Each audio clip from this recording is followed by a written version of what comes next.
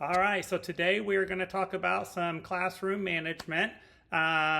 This is an updated video from a session that we've done several years ago, but lots have changed since we recorded that video, and so it is time for an update on classroom management. So that's what we're going to be talking about today. So hope you're ready for this. Really happy to be here.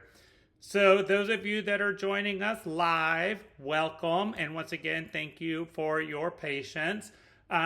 Before we get started, a couple of housekeeping items.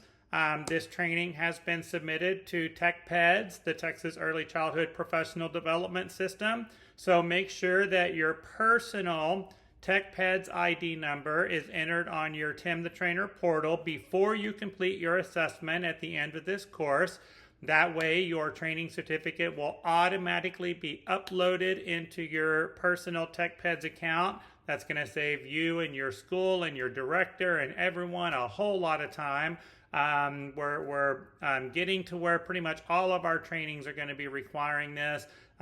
So it's better that you get into the habit of getting that TechPEDS number in there sooner than later, so that we'll have some smooth sailing in the future right there. If you have any questions, those of you that are joining us live, please ask your questions in the chat comment area right there. If you're watching the recording, you can definitely still ask questions. 3 different ways that you can get a hold of us. When you go to our website, timthetrainer.com, up in the upper right-hand corner, you can send us a direct message. That we can answer your questions. You can call us, you can shoot us an email, whatever works best for you. We are here for you. Any questions that you have, or if you need more information beyond the scope of the training material, we are available to help you out, especially for this particular topic because it's an important one right here. Also, just a gentle reminder to keep you in compliance with child care regulations and Texas Workforce Commission. Trainings must be completed in a reasonable amount of time per the child care minimum standards. Basically, the way I like to look at that is the total number of clock hours of training that you complete in a single day cannot exceed the number of hours that you actually worked in that day. And definitely the total number of clock hours that you complete in a single day cannot exceed the number of hours that there are in a day. Should be pretty common sense, but again, just want to make sure that I'm keeping you in compliance with all of our regulatory agencies out there. All right, so our objectives today for classroom management. We want to focus on identifying our teaching style, how to use our strengths, and how to focus on improving our weaknesses. The teaching style is going to be really important when it comes to classroom management. This is an area that I don't think enough people put enough focus on, depending on the particular age group that they're working with, the children that they have in the classroom. There's a lot to take into consider right here. So we're going to talk about that just briefly at the beginning of our webinar today. All right.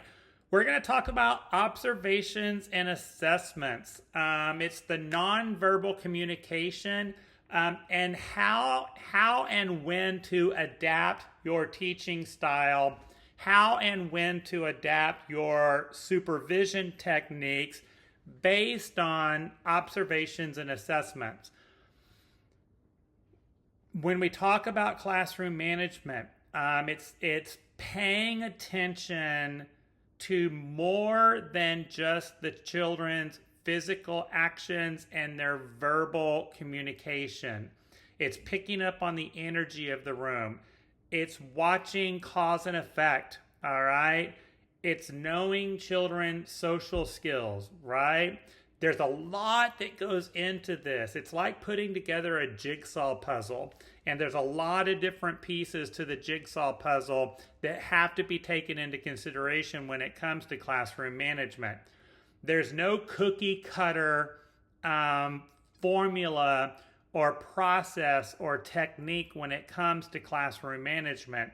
you've got to look at, safety, health, learning environment, children's physical movement, their communication styles, literacy, their cognitive development, their social skills, discipline and guidance. And it even goes beyond the classroom piece. We have to talk about families, program management, professionalism, all of this. These are all pieces of the jigsaw that you got to put together. And then at the end of the day, you take the jigsaw puzzle apart, and tomorrow morning you put it all back together again. Probably a completely different way than you did it yesterday. All right? And so you're constantly adapting. And that's really important for you to understand right there. Okay? And I also want to talk about some tag teaming techniques with the co-teachers in the classroom, the directors, the administrators. In order to maintain self-control, there are moments in every single day where your, state that you're in, whether you're in your emotional state, your survival state, your executive state, it's knowing when to say, I need to step away. And not necessarily step away from the classroom, but step away from a situation. All right? And role modeling that technique to the children, it's okay for, adults to get frustrated. It's okay for them to be on the struggle bus, as long as that self-control and that composure is still conscious, right? But the ability to calm and the ability to know when to step aside, y'all, that is a skill. And it is a skill that we have to model to the children, all right? And so we'll talk a little bit about that, in this session right here too, okay? Because my goal is for you to maintain self-control, for you to maintain composure, know when to step aside, know when to step away, or tag yourself out and someone else take over, so that we don't abuse or neglect the children and do something that's going to get you in an orange jumpsuit. All right? And that is the whole goal that we're going for right here. Okay, hopefully that makes sense to you. All right, so really quickly, I want to talk about this. We've talked about this in plenty of our other courses, so a lot of you are already familiar with this. We do have a free early educator assessment located on our website that you can do. It's about 80 questions in 13 different areas. And you can do this. You can kind of see where you're at and where your skill set is. We're really focusing on strengths and weaknesses. And this is going to help you with classroom management. For directors and administrators, when you're working and coaching your team, your school family, this is going to help you know, where do we need more professional development? Where does this person have opportunity for growth? Where are their strengths? How can they help mentor other people? It's a really, really good tool, and I hope that you're using this. If you haven't, check it out. But this is going to start kind of the foundation when it comes to classroom management. There's one other thing that I want you to pay attention to. Oh, and here is the, here's a QR code for our adult executive skill assessment. So this is something different than what I just talked about, the early educator assessment. And then this one is our adult executive skill assessment.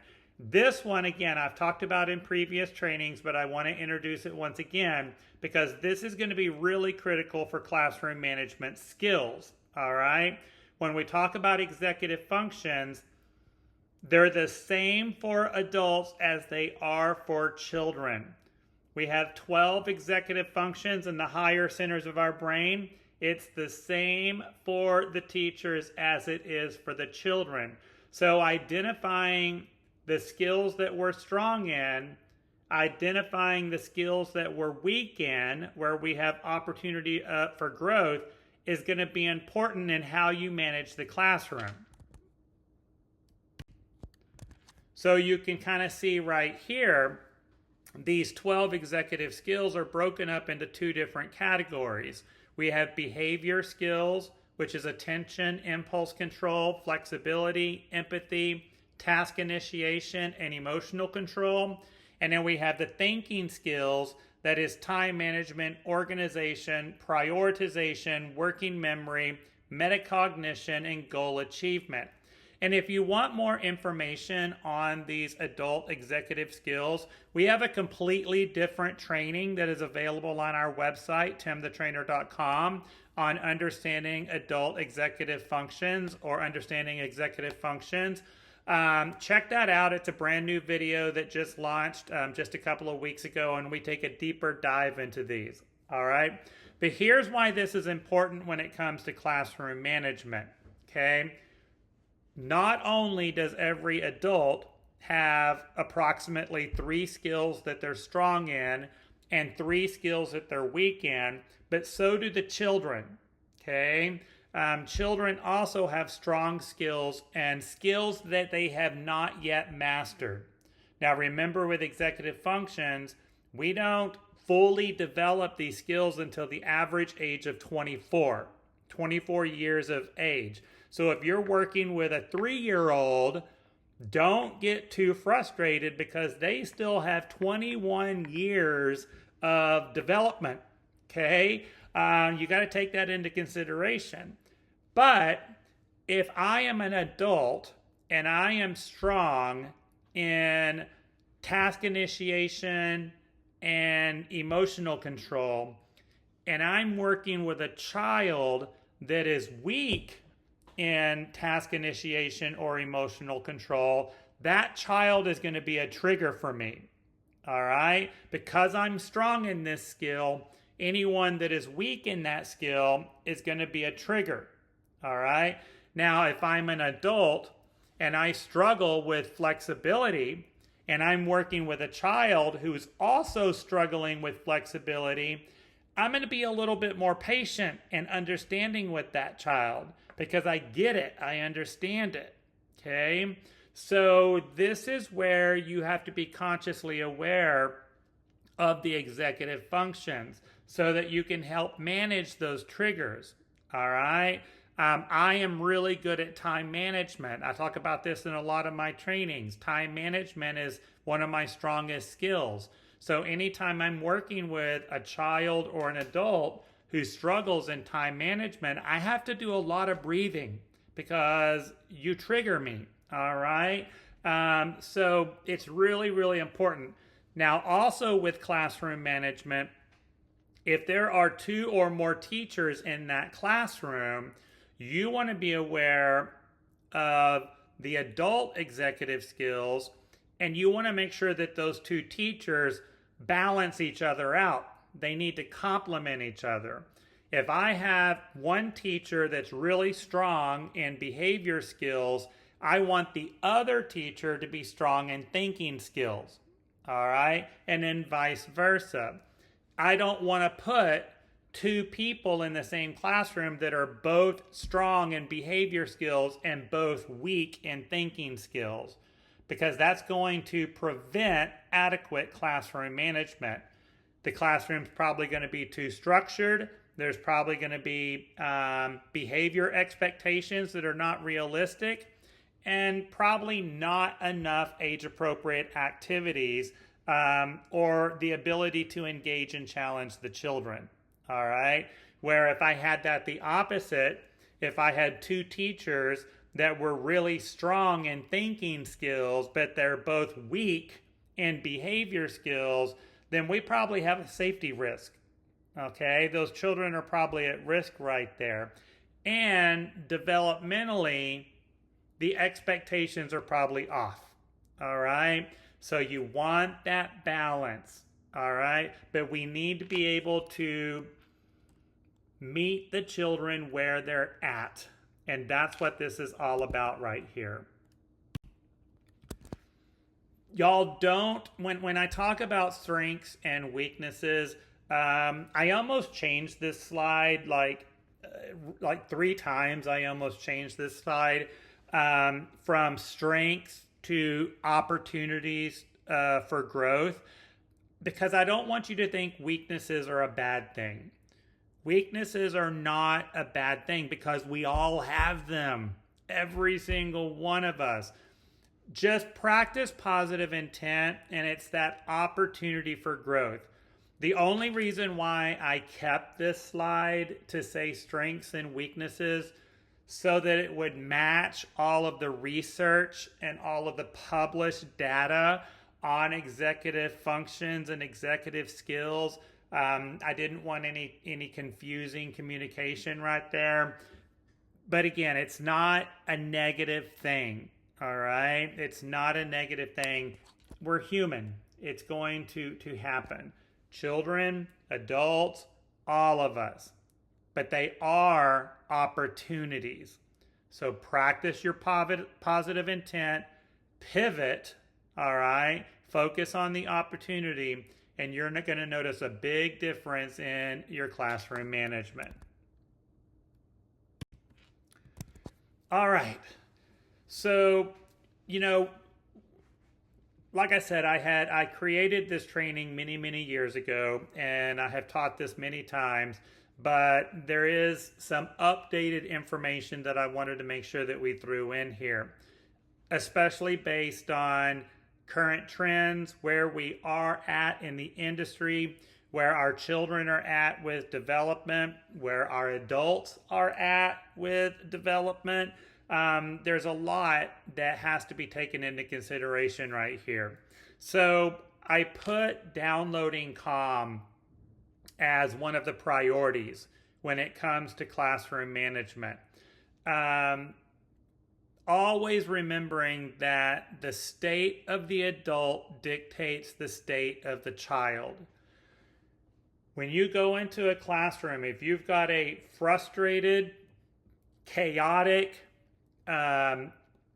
stressed out adult, then that's what they download to the children, okay? And you end up with a frustrated, stressed out, chaotic child or children, right? The children are always going to model after the adult.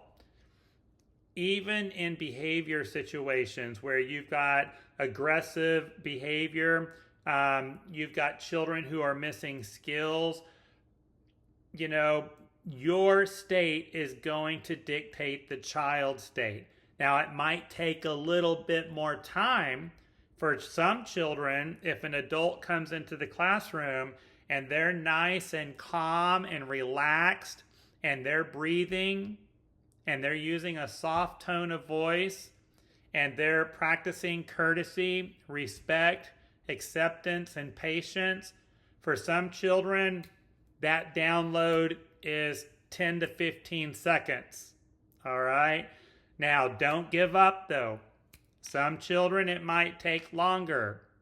30 minutes, an hour, half a day, 2 or 3 months into the school year. All right? But don't ever change your state. All right? A child should never be in a higher state than the adult. So you download that Calm. You're the flight attendant on the airplane. And when you hit that turbulence and everyone starts wondering, am I safe? The first person they look at is the flight attendant on the airplane. And if the flight attendant is calm and collected and smiling, and they continue on with their expectations, then you instantly take a deep breath and you go, we must be safe. And you calm, all right? It's exactly the same thing in the classroom. If you hit that turbulence and the flight attendant starts freaking out and getting stressed and frustrated, then yeah, everyone's in panic mode on the airplane and it's not pretty, okay? So you stay in control. I've got a whole nother slide that we're going to dig deeper into that right there. The other big thing that I'm shifting to when it comes to updating your classroom management skills, it's like upgrading your technology, right? Every time a new iPhone comes out, you got to rush to the Apple Store to get the new iPhone or get the new Android or whatever it might be, right? We got to upgrade that technology. I was just at Sam's Club a couple of weeks ago, and they had a 100-inch television right there when you first walk in the door. I've never seen a TV that big, and I am totally happy with the TV that I have in my house right now. But the first thing my brain went to is, we need to upgrade our TV. You know, we've got to get that upgraded technology. All right, and we don't need that 100-inch TV right there. But it was something new and exciting, and your brain's like, oh my gosh, I got to have it, right? Well, you know, our skills and our techniques in our classroom should be no different, right? Are you eager to upgrade that technology, upgrade that skill set? That's what that willingness is right here. So energy, and it's the energy that you take into the classroom, all right? Now, here's the deal about energy. There is no webinar or no in-person training that I can teach that will teach you and coach you on how to have positive, optimistic energy. There's no training out there that's going to do that. There is no manager, there is no leader, there is no supervisor that's going to be able to motivate you on how to have positive and optimistic energy in the classroom. No way. All right? Y'all, this is internal. And your inner state is yours to manage. It is nobody else's. The only person you can change is yourself. And the energy that you take in the room is all yours. All right? Don't let someone take that away from you. Don't let the children take it away from you. Don't let your coworker, don't let outside environmental factors take that away from you. You are in charge of your inner state. So when you walk into a classroom, you're constantly attuned to the energy of the room. Stay on top of that, okay? When you go into a classroom, do the children seem stressed? Do the children seem anxious? All right? Listen to their voices. Listen to their sounds. All right? Is there frustration? Is there chaos? This is an opportunity, all right, for you to download that positive energy. Now, if you go into a classroom and it feels relaxed and the children are happy and they're singing and there's laughing, right? Then you know you've got some good energy in the room. And I want to give y'all a homework assignment on this one. When you walk into a retail establishment, you walk into a restaurant, you go to a relative's house, all right? You go to a house party or a dinner party, and you feel that energy, okay? And whether it's a retail store or a restaurant or someone's home, you walk in, you feel that energy, and you instantly go, oh yeah, this is going to be a good experience, right? Or you walk into someone's home and you're like, oh man, I feel so comfortable here. Okay, this is nice, right? That's how it should be when people walk into your classroom. That's how it should be when the children are in your classroom. This is going to be a good experience. I feel comfortable here. I feel included here. I feel like I'm part of something. Because we've all been in those situations where we've walked into a restaurant or we've walked into a store and we're like, yikes, this is not a good environment. We should leave now. Okay? And then you end up having a bad experience and you're like, I knew it the moment we walked in. This was not going to be a good experience. Or you walk into someone's home and you're like, yeah, I do not feel welcomed here. I don't feel safe here. We got to get out of here, right? Yeah, and we can all relate to that. So stay attuned to your energy. Stay attuned to the energy. The other thing that when we talk about upgrading our skill set, upgrading our technology, and this is another big mission I'm on right now, it's responsibility. And the adult willingness to take ownership of the classroom. All right? That is your classroom. It's not the school's classroom, it's not the director's classroom, not the parent of the child in the classroom's classroom. That's your classroom. And what happens in that classroom is your responsibility, okay? We've got to focus on our emotional state, okay, right back here. And when we are in our emotional state, the brain automatically goes into blame and attack. This is not my fault. I'm going to blame or attack someone else.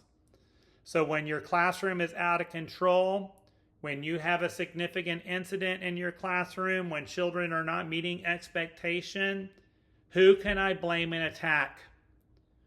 Or you can take ownership and take responsibility.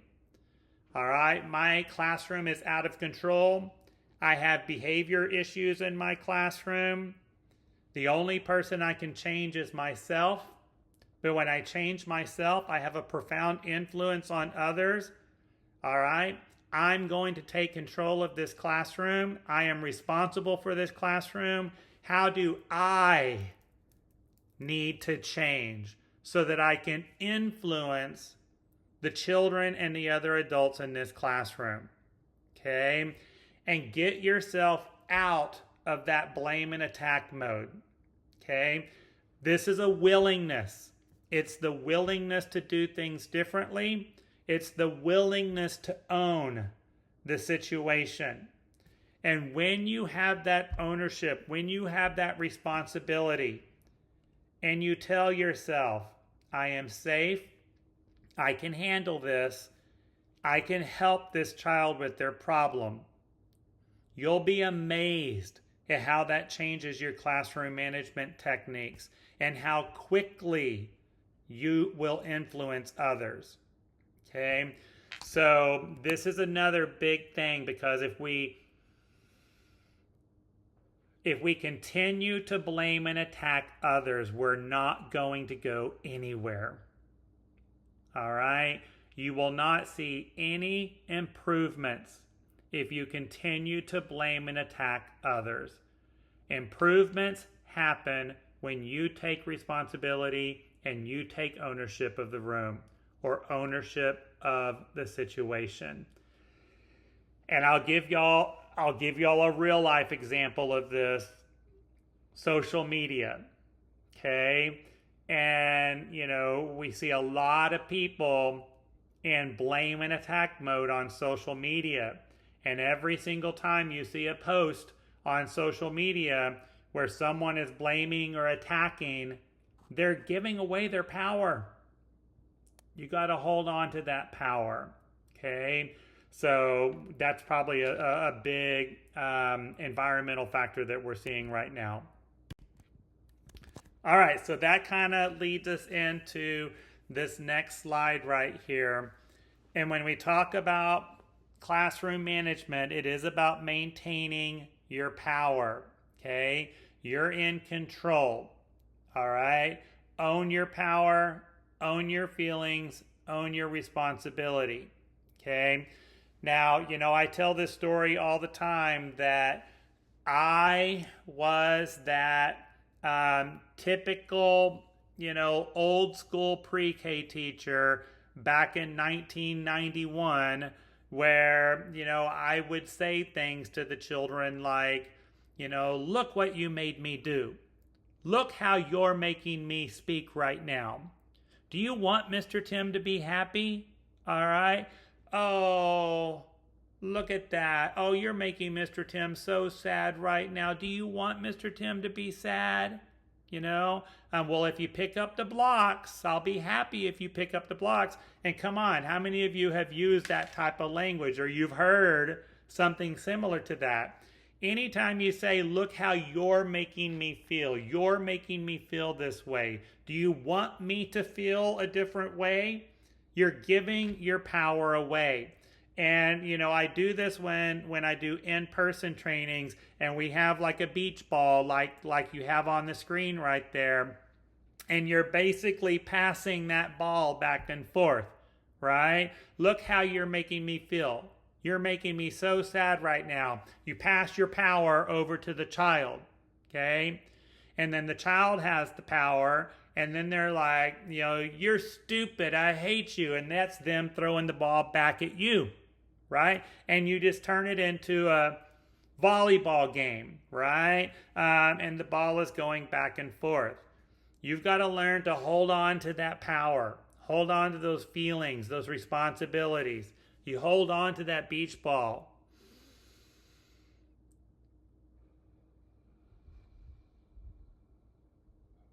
Okay? Stop. Take a deep breath. Relax. I am safe. I can handle this. I can help this child with their issue. You're holding on to that ball, holding on to that power. It's hard when you have to clean up the blocks, okay? You were hoping to play longer. I understand. Take a deep breath with me. So you have a choice.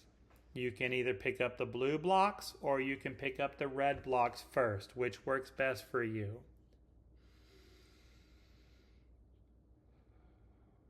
Look at you. You're doing it. You're picking up the blue blocks. Good for you, right? You did it. You picked up all the blocks, but you got to hold on. Okay, now this takes a lot of practice because, you know, oh, look, you're making me happy. You're picking up the blue blocks. I did it. I'm teacher of the year. Yay. Nope, you're giving that ball away. Okay, hold on to it and maintain that power. This is a whole nother separate training in itself right here that we can do, especially with adult assertiveness. But for the classroom management piece, and when I talk about maintaining your power, own your power, your feelings, and your responsibilities, you do this in a genuine, authentic, respectful way. All right? It's not about being in control. All right? It is kind of about it's about being in control of yourself. All right? It's not about being in control over other people. That's what this is all about. All right, and again, upgrading our technology, upgrading our skill set. Okay, when we talk about the children in the classroom, you have to reach them before you can teach them. You've got to get to know them. We've got the beginning of the school year coming up. You know, I always say this at the beginning of the school year. The first 6 to 8 weeks of the school year should be about the adult making meaningful connections with the children, getting to know them, find things that you have in common. All right? That's what we're going for right here.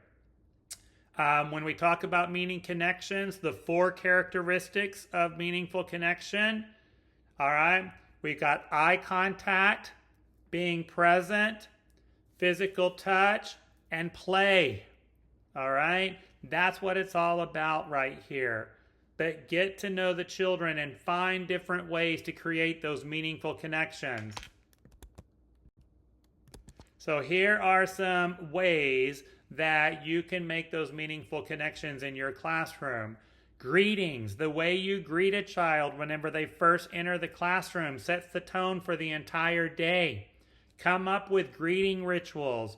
When a child comes in, oh my gosh, you know, Claudia, You came to class today. I am so happy that you're here. How would you like to be greeted? Would you like a hug, a high five, or a handshake? Right? So giving those choices, we want that empowerment of the choice, but that sets the tone for the whole day. Attunement, being aware of your surroundings, what's going on around you, okay? And that's going to allow you to be like one step ahead of a situation, one step ahead of, what is about to happen. Always keeping in mind cause and effect, cause and effect. When we talk about getting to know your children, understanding their cause and effect, okay? And we've got to practice this again for about 6 to 8 weeks. That attunement is going to help you with that.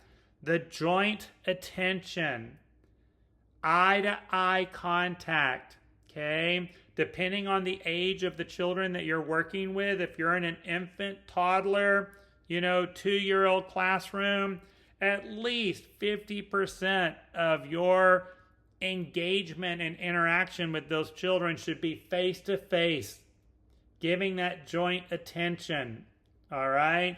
And we're going to continue to practice this in the classroom. 3-year-olds, 4-year-olds, K through 12, even with adults. This right here and being on this device is not joint attention. It's that face-to-face, exchanging that energy, all right? That's what joint attention is all about. Once again, I could do a whole nother training just on joint attention, okay? I've gotten into this habit where whenever I don't like to talk on the phone. I've never liked to talk on the phone. Not my favorite thing. But if I do need to have a conversation with someone who is not physically in front of me right now, I like to either FaceTime or do a Zoom. All right? Because at least there is some association of joint attention. I can see your face. I can see your eyes. I can see your body. And then we can communicate not just verbally or through a text, but it's that nonverbal communication that you're getting too. And it really does make a big difference right there.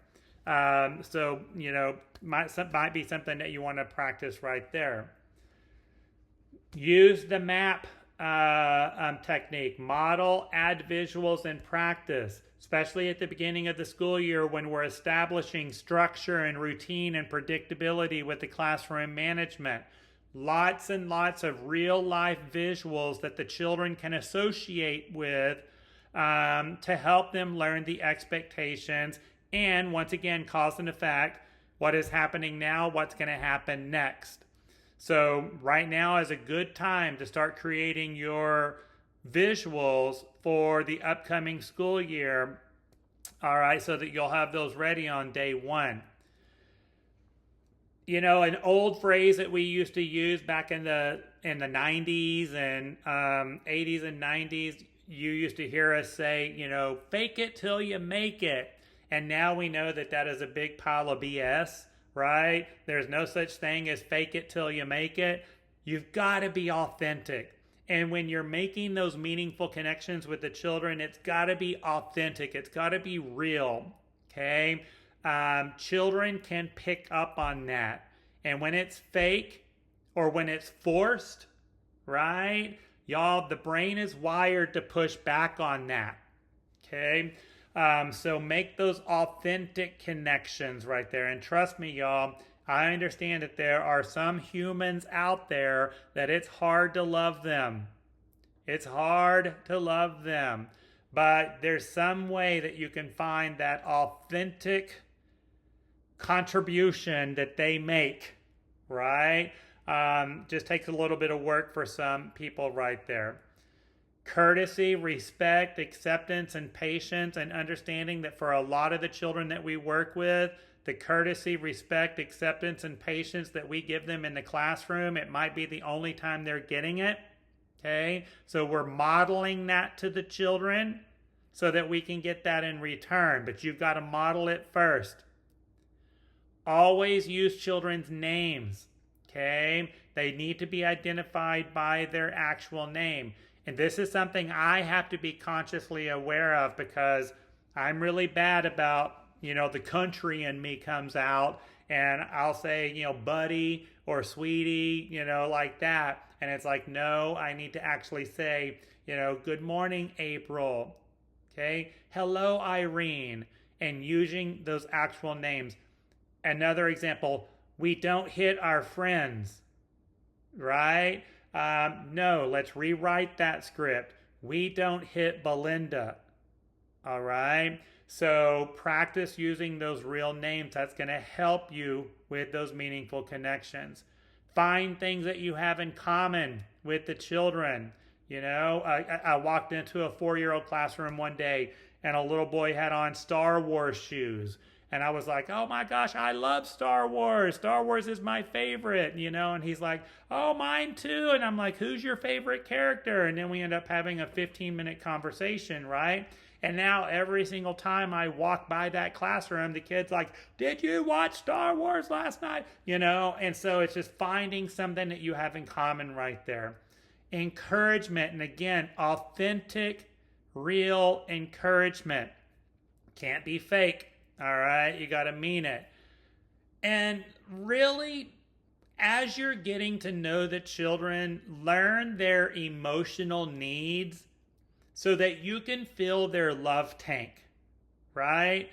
Also, when we talk about the love tank, it's also being aware of the child's triggers.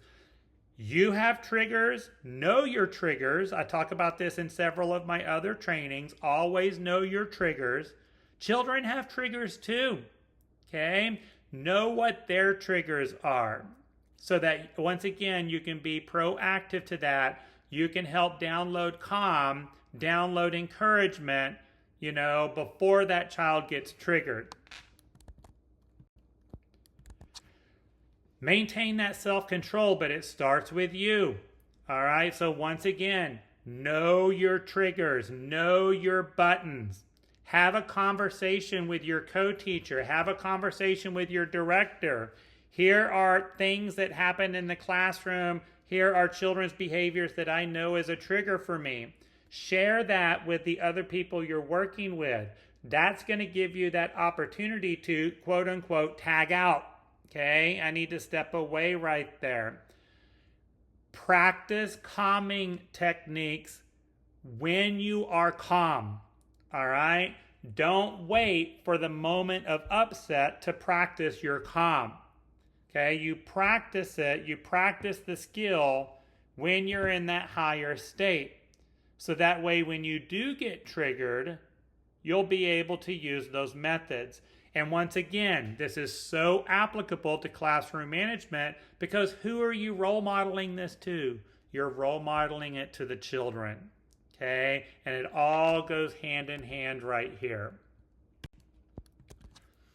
Other tips for building self-esteem and helping with that classroom management, improve their self-concept, make sure that they feel valued, lots of laughter, offer those choices. Again, focus on that observation and reflection. Remind children what they can do instead of focusing on what they can't do. All right. We want that. Use their names often. We talked about that. We talked about the morning meeting. All right. And again, know the difference between making a promise versus cause and effect. All right. When we talk about effective classroom management, you don't want to lose trust. Okay, so many times when I walk into a classroom that is struggling with classroom management, it's because somewhere along the way trust has been broken. All right?